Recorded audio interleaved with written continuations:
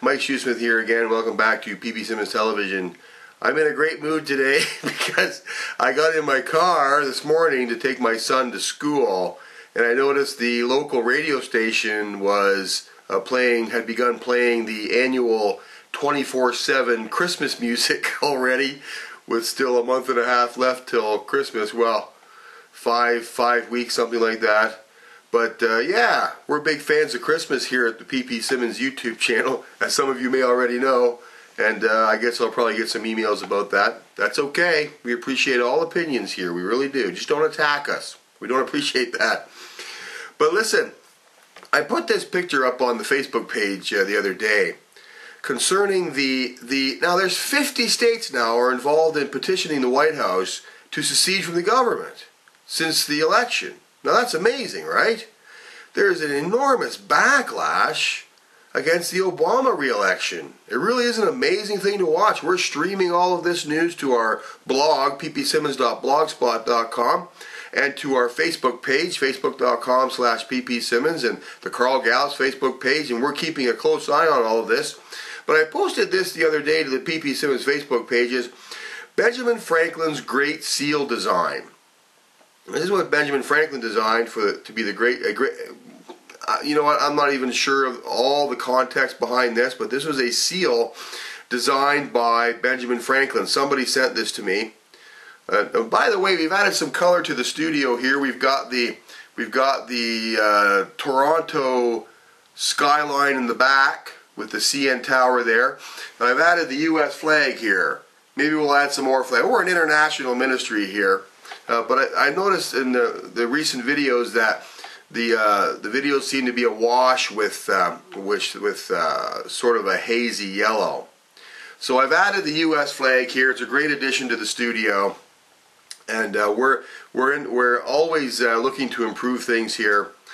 But here's the seal. Now this is Benjamin Franklin's seal, and you probably won't be able to see it, but it essentially is, well, it doesn't essentially say, it says exactly this: rebellion to tyrants is obedience to God.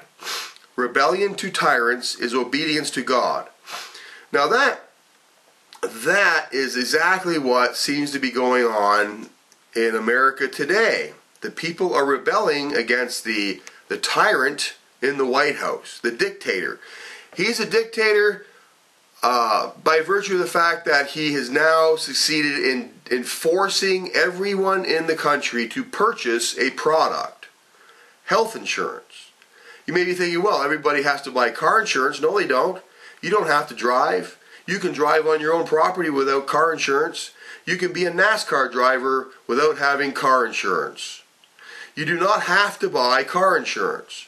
Obama is he's dictating that everyone buy health insurance. He's a dictator. But I digress. Let's move on here.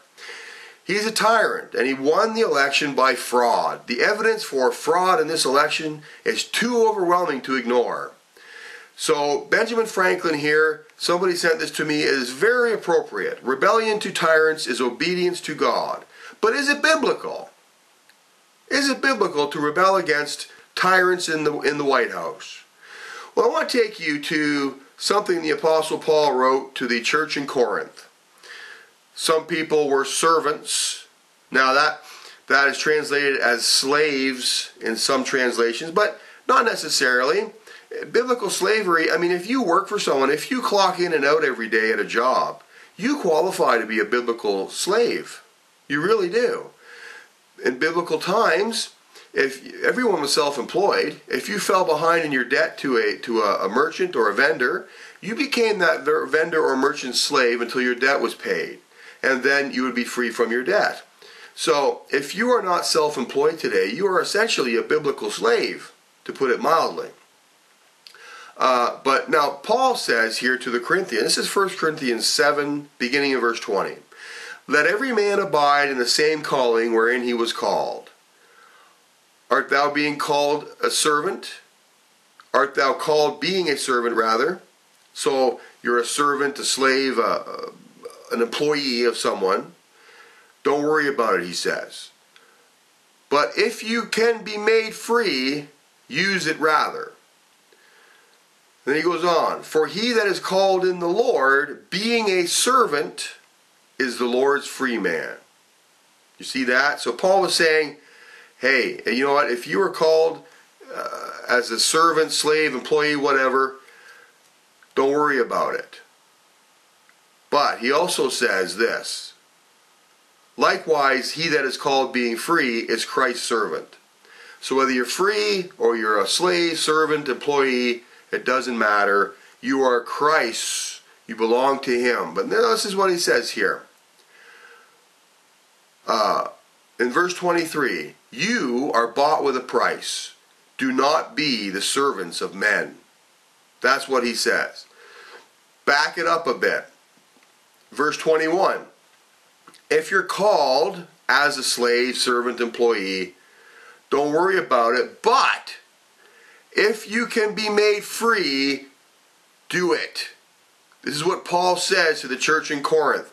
Now, what he's essentially saying is, and we have it said in other places in the Bible, to respect rulers and kings and so on. But he gives us a little more here. He says in 1 Corinthians 7 that if you are a servant, slave, employee, if you're in that situation, don't worry about it. You're just as free in Christ as the person who's not a slave, servant, employee. But he also says, if you can be made free, do that. Do it. Verse 23, you are bought with a price. Do not be the servants of men. So the Bible is clear. If you can do it, be free. Do that. Better to be free than to live in bondage. So is it biblical? Is this idea from Benjamin Franklin biblical? Rebellion to tyrants is obedience to God. Apparently it is, right? It is. So don't worry about this. Do it lawfully, but do what you can. Get on board the impeach Obama. The impeachment is a legal process. Get on board the impeach Obama train. Go to facebook.com/impeachhimnow. Do that today. Facebook.com/ppsimmons, ppsimmons.blogspot.com, and this very YouTube channel. And you've been watching PP Simmons Television. Thank you for watching.